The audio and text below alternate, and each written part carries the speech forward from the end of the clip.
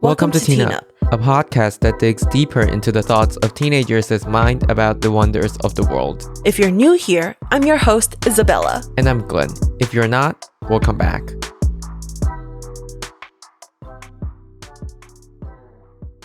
Here is a quick disclaimer.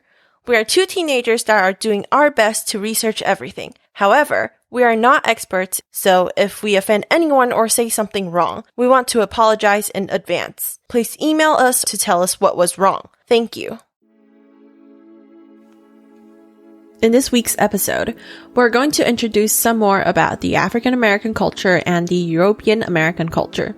We are going to talk about the arts and music of these two cultures and how it has influenced and combined into the American culture. So, first of all, I'm going to talk about the African American culture, mainly the music part.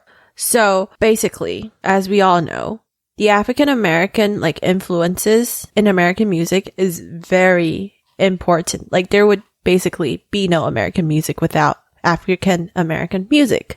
Yeah, like rap music or jazz music, which, could be seen in today's pop music a lot, like their influences. And blues and stuff. Mm-hmm. Okay, so these blue notes and jazz and stuff, their roots and techniques originally developed in the Western and Central Africa before arriving to the United States. And a main example of this is jazz. And in the late 19th century, the African American musicians, they combined popular songs at that time with African American folk songs. Mm-hmm. Ragtime, sacred music, basic Christian music, or maybe even before that, and the blues.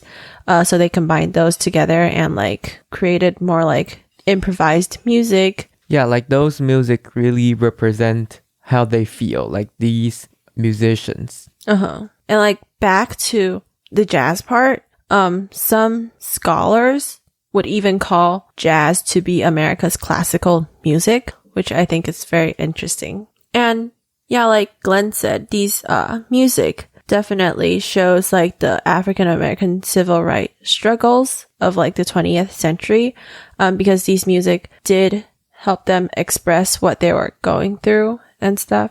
And these music actually were played in movements and for equality and justice, to sing their heart out and stuff.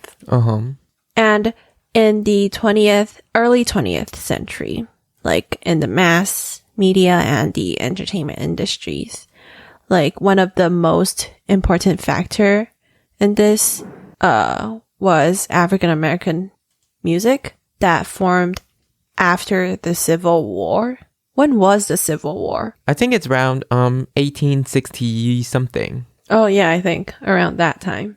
Okay, so something I learned about jazz during history class was that jazz was very popular in the 1900s, and it was music created mostly for white audience, to entertain them.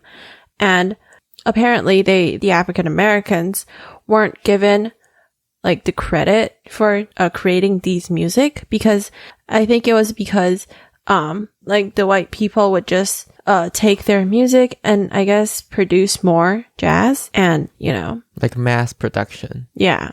And these African Americans were never really given credit for what they were doing, because it was basically from their culture. But at that time, to make everyone like it and to entertain everyone, they had to go through that, which I guess is a little sad, but at least they're getting acknowledged about this right now. Mm-hmm. Okay, so these African American musicians, their music has actually not only influenced America itself, but inspirations from African derived music started to happen in the Caribbean, Latin America, and as well as the African continent itself. So it actually has a pretty big global impact and influence. Even till now, I listen to jazz. Glenn listened to jazz. Yes, I listen to a lot of jazz. Yeah. And I think like a few years ago, there's like this TV show in China that's like people trying to like rap. It's like a reality show about rapping. Mm-hmm. I think that is also an influence from African American culture. Yeah.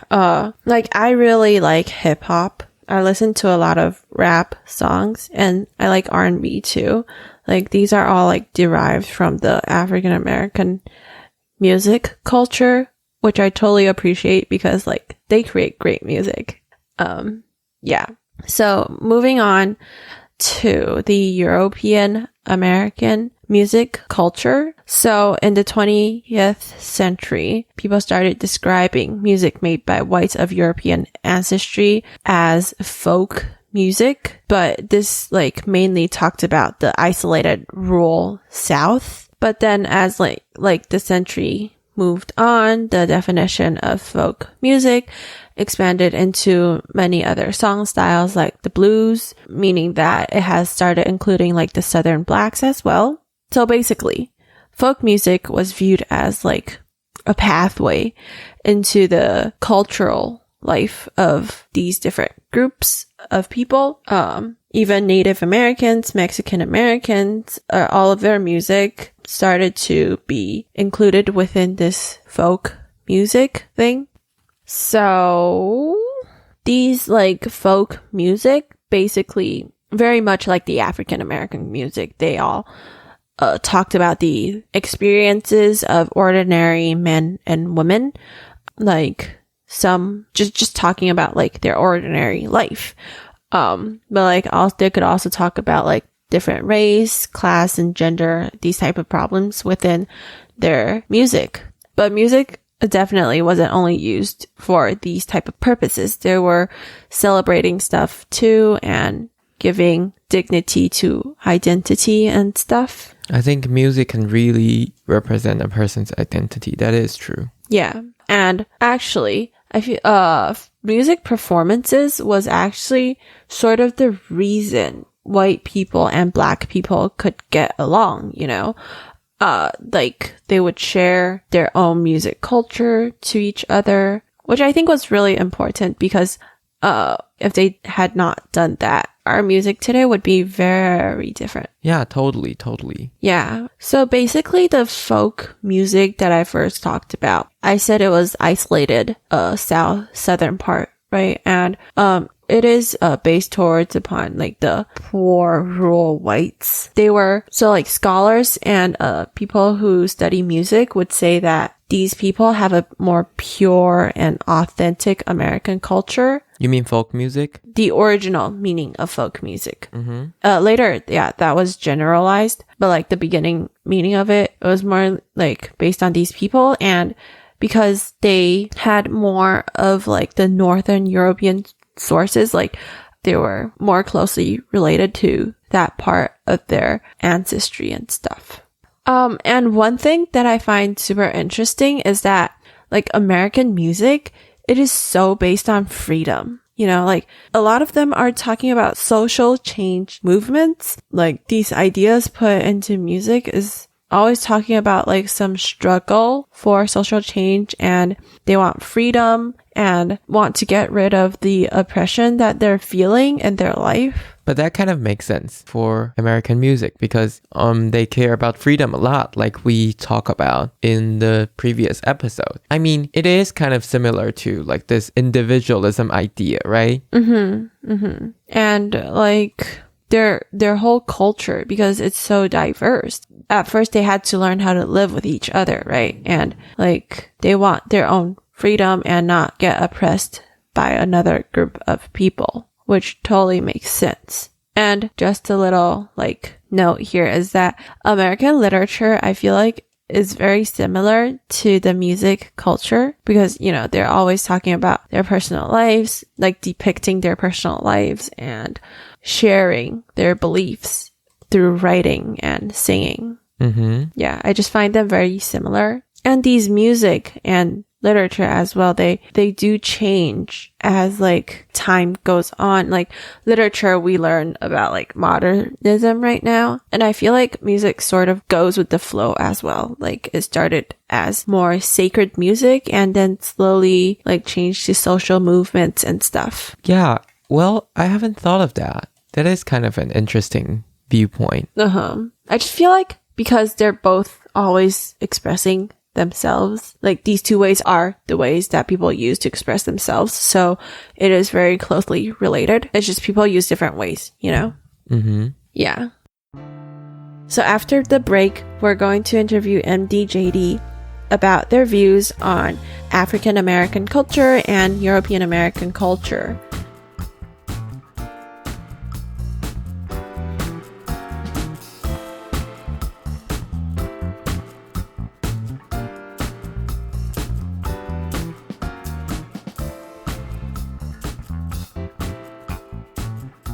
Welcome back. So here's our interview with Kelly and Jessa from MDJD podcast. So you guys could start with your podcast intro.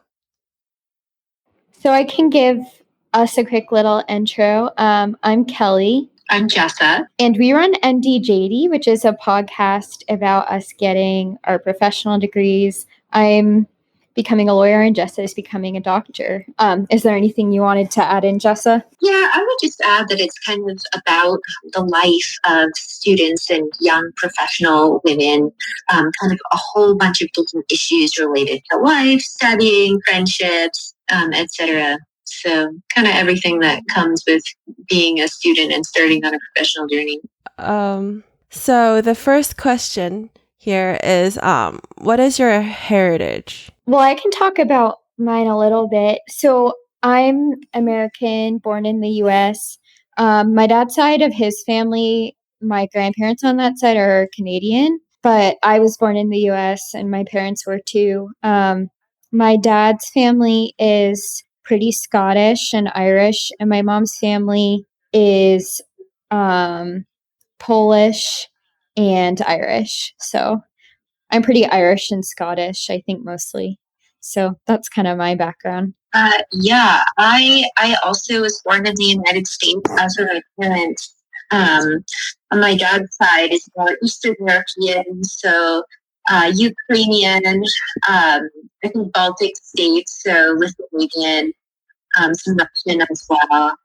And on my mom's side, more Western European, so Norway, Germany. So that's most of my genetic makeup, I think. Oh, okay, interesting. So what are you guys' connection to your ancestry? Do you have any, Jessa? Not a whole lot. I mean, my dad's side of the family is Jewish, so some of that heritage we still do kind of acknowledge and retain, although I wasn't raised Jewish.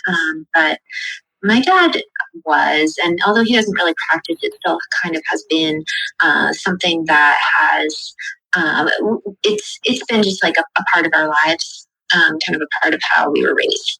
Yeah, I would say the same. Like religion for me, I know is a big part of my family's Irish Catholic heritage, and being Polish and French Canadian too. Those are also really Catholic cultures. So I think religion is kind of the uniting force that all my ancestors had in common. So a lot of those traditions are important to us. Oh, okay. What about like music wise or like art, those kind of cultural activities? Is there like any connection? Not really a whole lot, I would say, for my family particularly. We do. I know for my family, like there is some Irish styles that are important to us. Like I have my wedding band is a Celtic knot, so and I used to wear a clotter ring. So things like that I used to like kind of connect to my culture. Oh, that's interesting. Yeah.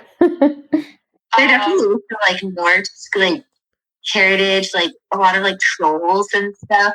Like that. It's like kind of artwork, although I think that my family tries to like ignore that.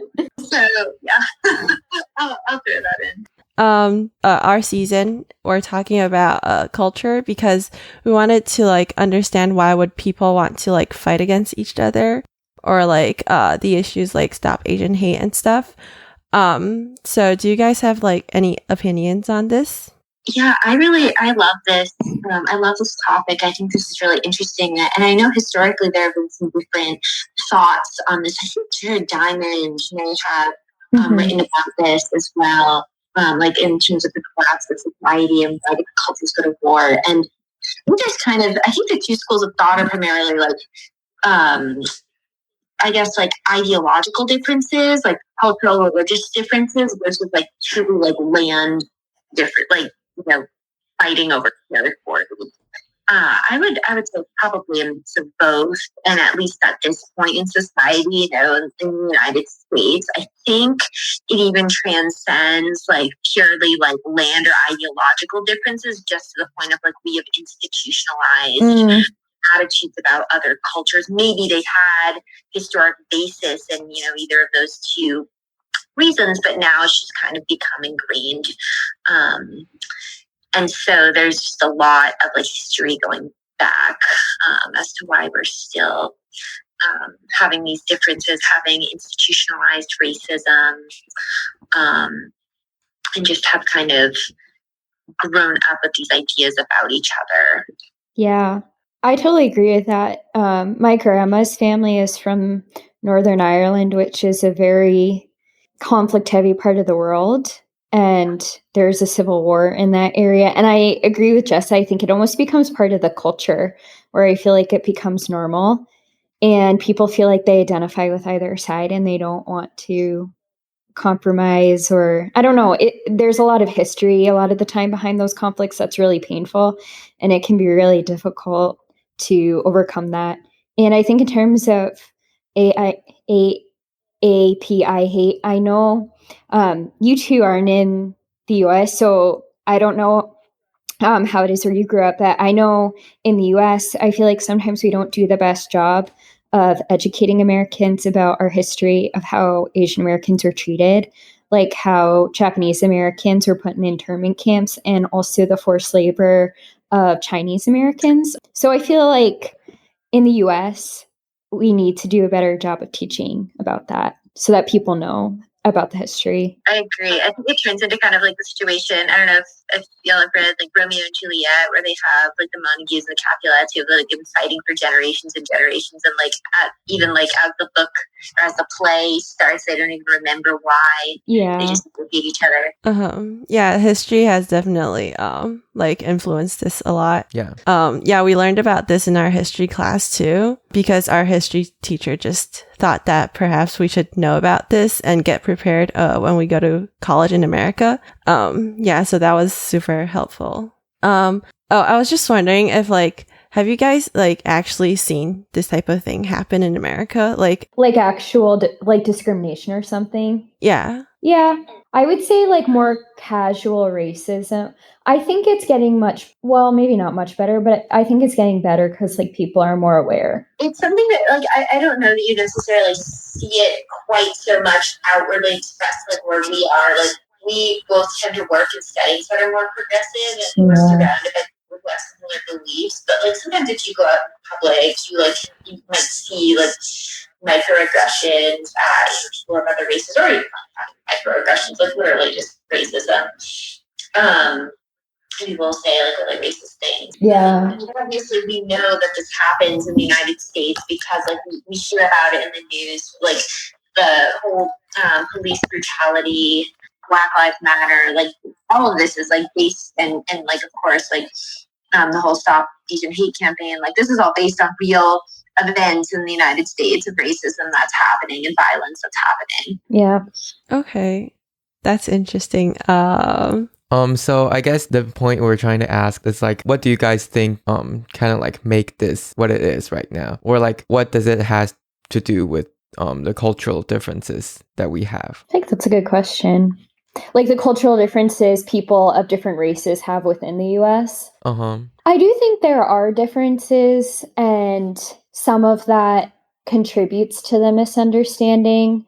But I also feel like a lot of it is just ignorance. Like, I do think there's stereotypes about Asian Americans, and it's usually that they're really smart and good at math and some stuff that's like really reductive, I think. But I think a lot of it is also just ignorance, and the majority, which is white people, maybe not understanding Asian culture. I feel like that's a bigger problem. Yeah, I would agree. I think it really is less like any cultural differences between them. Not that cultural differences don't exist. Of course they do. I just don't know the root cause. I think, like Kelly said, it's mainly ignorance. It's fear of the unknown. It's been kind of galvanizing by sort of the Trump movement to just automatically hate the other person. And I think it has less to do with any specific difference. Okay, that's about it. Glenn, do you have any other things you want to say? No, not really. I think that's pretty much it. So thank you, Jessa and Kelly, for joining us today on this episode. Thank you for listening to this episode. Remember to like, subscribe, and share our channel. Also, comment down below if you have any thoughts. You could click on the bell to get notified when we upload a new video as well. Thank you and bye.